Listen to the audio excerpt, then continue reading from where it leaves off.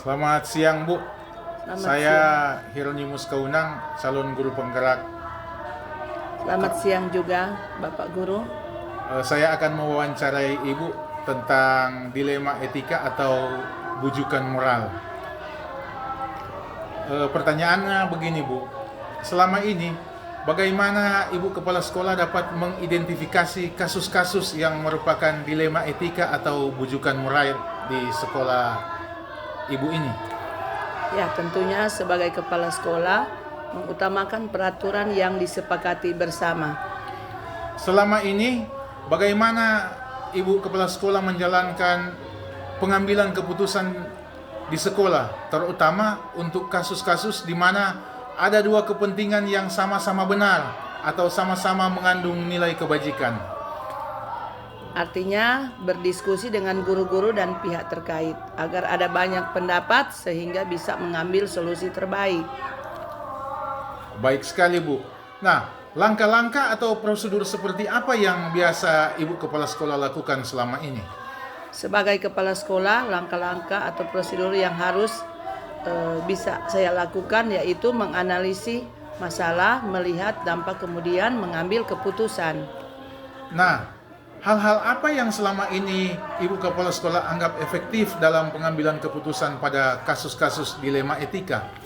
Nah, tentunya efektif ketika keputusan yang diambil sejalan dengan aturan di sekolah. Nah, hal-hal apa saja yang selama ini merupakan tantangan dalam pengambilan keputusan pada kasus-kasus dilema etika? Ketika dihadapkan dengan kasus dilema etikanya, tantangannya yaitu seringkali keputusan yang diambil bertentangan dengan hati dan memunculkan rasa kasihan. Nah, memang benar sekali itu, Bu. Apakah Ibu Kepala Sekolah memiliki sebuah tata kala atau jadwal tertentu dalam sebuah penyelesaian kasus dilema etika? Apakah Ibu Kepala Sekolah langsung menyelesaikan di tempat atau memiliki sebuah jadwal untuk menyelesaikannya? Nah, bentuk atau prosedur seperti apa yang Ibu jalankan? Tergantung, biasanya menyelesaikan suatu kasus dilema etika menyesuaikan dengan situasi dan kondisi. Terkadang langsung mengambil keputusan, terkadang berdiskusi dengan pihak-pihak terkait. Adakah seseorang atau faktor-faktor lain apa yang selama ini mempermudah atau membantu Ibu Kepala Sekolah dalam pengambilan keputusan dalam kasus-kasus dilema etika? Iya, ada guru-guru, komite, dan orang tua murid. Nah, dari semua hal yang telah saya wawancarai Ibu Kepala Sekolah, hal yang Ibu Kepala Sekolah sampaikan tadi, pembelajaran apa yang dapat Ibu petik dari pengalaman Ibu mengambil keputusan dilema etika? Pengalaman yaitu ketika dihadapkan dengan kasus dilema, etika harus berdasarkan aturan, nilai-nilai kebenaran, simpati, dan empati. Ya, terima kasih, Bu.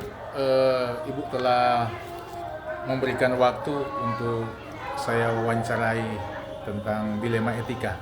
Sekali lagi, saya calon guru penggerak Angkatan 10 Kabupaten Minahasa Utara menyampaikan banyak-banyak terima kasih kepada Ibu Kepala Sekolah Delvin Remadi. Terima kasih juga. Letak permasalahan kedua belah pihak ini mau ambil di mana? Dan sebagai kepala sekolah, sebagai pemimpin, dia mau ambil apa, dia jalan dia mau ambil, toh? Iya. Karena nggak mungkin kan cuma memihak sebelah, toh?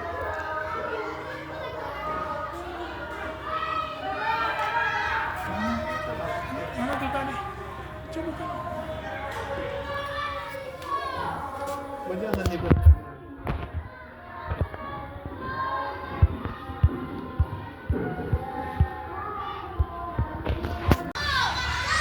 Selamat pagi, Ibu. Selamat pagi Bapak Nun. Saya Hieronymus Kaunang akan mewawancari Ibu di sekolah Ibu tentang dilema etika.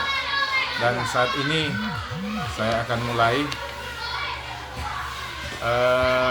Selama ini bagaimana Ibu dapat mengidentifikasi kasus-kasus yang merupakan dilema etika atau bujukan moral? Nah, selama ini saya mengutamakan peraturan yang disepakati bersama. selama ini bagaimana Ibu menjalankan pengambilan keputusan di sekolah Ibu, terutama untuk kasus-kasus di mana ada dua kepentingan yang sama-sama benar atau sama-sama mengandung nilai kebajikan? Dalam hal ini saya mengambil keputusan dengan cara berdiskusi dengan guru-guru dan pihak terkait agar ada banyak pendapat sehingga bisa saya ambil titik tengahnya atau solusi yang terbaik yang diharapkan. Langkah-langkah apa atau prosedur seperti apa yang biasa Ibu Kepala Sekolah lakukan selama ini? Prosedur yang saya lakukan yang pertama menganalisa masalah, melihat dampak, kemudian saya mengambil suatu keputusan. Nah, baik sekali itu Bu. Ya. Hal-hal apa saja yang selama ini Ibu Kepala Sekolah anggap efektif dalam pengambilan keputusan pada kasus-kasus dilema etika? Kalau berbicara efektif, akan efektif ketika keputusan yang saya ambil sejalan dengan aturan yang ada di sekolah. Oh, benar sekali Bu. Hal-hal apa saja yang selama ini merupakan tantangan dalam pengambilan keputusan pada kasus-kasus dilema etika? Berbicara dilema ya Bapak ya. Ya.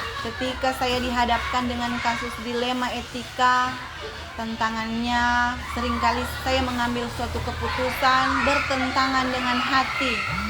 Dan kebanyakan muncul rasa kasihan, tetapi atas semuanya itu saya harus mengambil keputusan yang terbaik. Ya, benar Bu. Apakah Ibu Kepala Sekolah memiliki sebuah tata kala atau jadwal tertentu dalam sebuah penyelesaian kasus dilema etika? Apakah Ibu Kepala Sekolah langsung menyelesaikan di tempat atau memiliki sebuah jadwal untuk menyelesaikannya? Bentuk atau prosedur seperti apa yang Ibu Kepala Sekolah lakukan? Saya menyesuaikan saja. Biasanya menyesuaikan suatu kasus dilema etika dengan situasi dan kondisi yang ada. Terkadang langsung saya mengambil keputusan dan terkadang pula berdiskusi dengan pihak-pihak terkait agar supaya suatu keputusan yang saya ambil tidak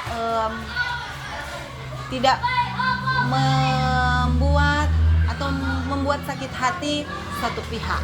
Oh, seperti itu Bu ya. Iya.